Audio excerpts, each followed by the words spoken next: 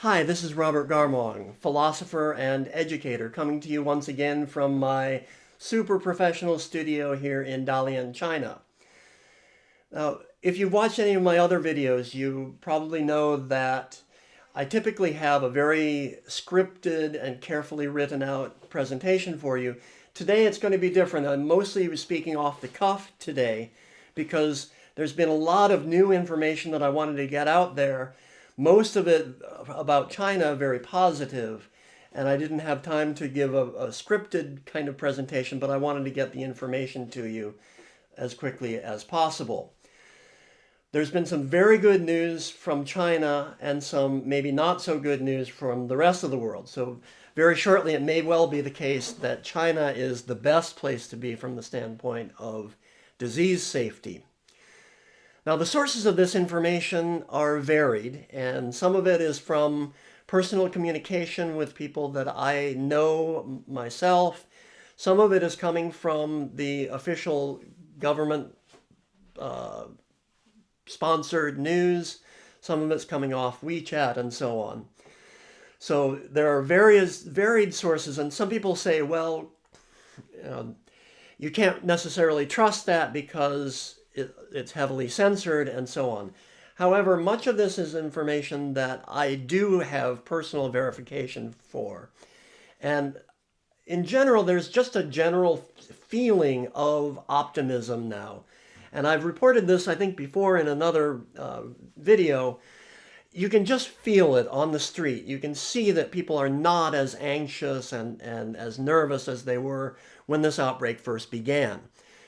And that is not something that, again, people say, yeah, but they're getting their information from these government sources. You can't count on it.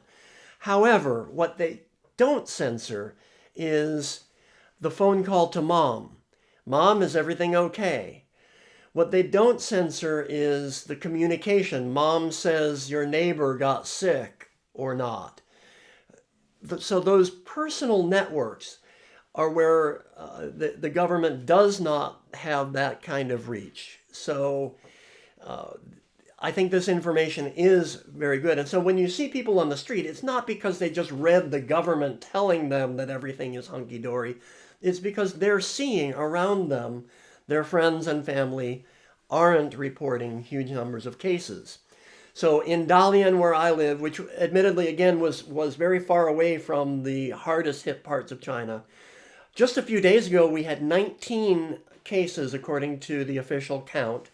And those are confirmed cases that were in a designated hospital under quarantine and special treatment. Now, just about 3 days later, that's down to 5 cases, only one of which is considered serious. And again, they're all in the designated hospital and under quarantine and getting special treatment. So that's a huge improvement. And mind you, this is a city of 3 to 4 million people. So 5 cases is really nothing. Of course, you don't want to see a single person die, but it's not a serious outbreak in this particular city. Today, the first doctors started to be sent home from Wuhan to their home cities. When this outbreak first got serious, people were grabbed from all over China, including Dalian, and sent to Wuhan. And this was the first evidence that this was very serious, or one of the first indications that this was a very, very serious thing when they started grabbing doctors from all over China. And these doctors, to hear the way it's portrayed in the media, these doctors were all gung-ho to go and help China and help Wuhan and 加油 Wuhan. They would all do these nice-looking videos about how excited they were to help out China.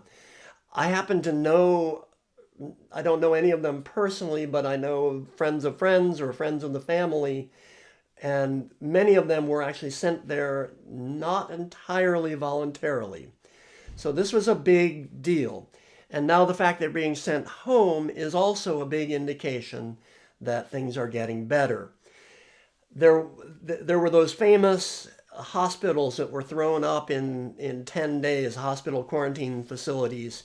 And in one particular case, the official news report is now that they had 5 wings initially, and they have now closed two of those wings, turned off the lights. They're no longer needed. So that indicates that there are still new cases coming in, but there are more resolved cases every day than new cases. Now, of course, a resolved case itself is not necessarily good news. It could be resolved in a bad way, but it is good news that there are fewer new cases than resolved cases at this point. So the news from China is, I think, very optimistic. We're not out of the woods yet, but you can certainly see the light at the end of the tunnel. Now, for the rest of the world, Vietnam has gone to China-like extremes of quarantine, and it seems to be working. And here I've seen a couple of reports, nothing that I would put full confidence in, but apparently they have essentially zero or very few new cases in the areas that have gone under full quarantine. So it does seem to be working in that country. And that might be what's called for anywhere in order to prevent the spread of this thing. It does occur to me that there's a massive prisoner's dilemma here. If one country, such as Vietnam, takes on the brutal economic and personal costs of a lockdown, while their neighbors don't, then they take on all the costs with essentially none of the benefits, since as soon as they open up again, new cases will flow back across the border. So it is taking a big risk on their part, but at this point it seems to be paying off, at least for them. Now some not so good news. First about Iran. I have a first-hand account from a friend of mine who lives in Iran and has said that medicines are very hard to get. They're in very short supply. Now, they were already in short supply due to the U.S. sanctions on Iran, but it's even more difficult now to get medicines if you need them. It's very difficult to get medical treatment of any kind. He reports that it is very hard. It is hitting very hard there. He, thank goodness, is okay, and his family are okay, but it's definitely a bad situation there. Now, an anecdotal report that I saw was that, well, no, this is not anecdotal, this part. The shrines are still open in most of Iran. Some places they've been shut down. But the clerics have actually been encouraging people to come in to pray to Allah for protection from the disease. Now, that's the last thing you want people to do, congregate in these big shrines. And in particular, here's the anecdotal part. According to this report, part of that visit, the sort of standard thing you do is to kiss sacred objects and kiss the door to the shrine and so on, which of course is the last thing you want people to do during a time of an outbreak. So yeah, they may need a lot of help from Allah. Now from the U.S., on the difficulties of quarantining the U.S., there's a very interesting article in the Lawfare blog today on the difficulties and what it takes just even to plan for it. This is written by Paul Rosenzweig, who was in the Department of Homeland Security during the George Bush administration as Deputy Assistant Secretary for Policy. And he had partial responsibility for planning the response to the avian flu and what the planning for what would happen if it became a pandemic, as this one seems to be becoming. So bear with me here. I'm going to read a lengthy section here because I think it's very, very interesting, but I'll put the link to the whole article below. Quote, first, of course, there's the science. What's the speed of transmission for the disease? How quickly will a vaccine be made available? What are the transmission vectors? What are the easiest ways to limit citizens' exposure? But the science of the disease is only the beginning of the challenge. We considered, for example, whether it would be feasible to screen for symptoms at ports of entry, as they're doing now, and if so, what our response would be to those who tested positive. Given how many ports of entry there are to the United States, we even considered whether we could implement funneling rules that sent flights originating in high-risk countries to specific airports, which in fact they have done. And I think that was one of the positive things about the U.S. response. Pardon me, that's my part, not his. Back to the article. We then wondered how various governors would react when we said those flights would land in their states. And we have seen some U.S. governors trying to make sure that they weren't the quarantine centers, for example. We thought about how to distribute the vaccine and whether or not we might use the U.S. Postal Service to deliver supplies to people sheltering in place if we required them to self-quarantine, and whether or not the postal workers would continue to work when doing so put them at real risk. Now, in China, they've done much the same thing as far as delivering food and other supplies to people who were under hard quarantine, people who actually had the disease. We know they have the disease. They're required to stay at home. Their doors, in some cases, have been welded shut, but somebody has to come and bring them food once a day and whatever medicines and so on. Now, in China, they have had no problem finding people to do those things. And even just, not just the people under strict quarantine, there's a huge trade right now in delivery food, because obviously the restaurants are all closed. And those guys doing the driving, they're all private individuals. They work for themselves, and they drive around on these little motorbikes taking food to people. And many of them did, in fact, stay home. But I think mainly for the profit motive, it's been boom time for those who were willing to work. So back to the article. We asked virtually every question we could think of.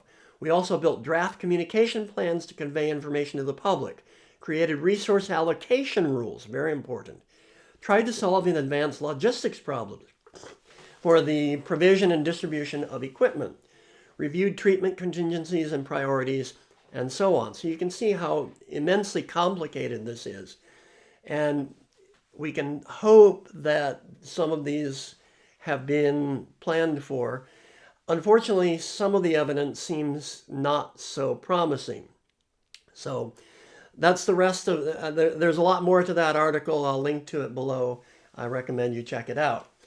The U.S. administration so far has seemed extremely confused. They've been slow to respond in many ways. They've had many false starts. They've made some good moves, such as the funneling of flights and so on. But there are reports of poor procedures at some of the early quarantine centers. The faulty tests that were sent out, so they were essentially useless. The initial tests that were sent to local hospitals. And some heads of departments, cabinet-level officials, were questioned in Congress, and they turned out to be totally ignorant about basic information about the disease. Leadership one moment sounds optimistic, one moment sounds pessimistic. They're talking at cross purposes. So it's very disconcerting and very worrying. Now, in the last couple of days, they've created this task force under Mike Pence, and that may be bringing some better shape and clarity.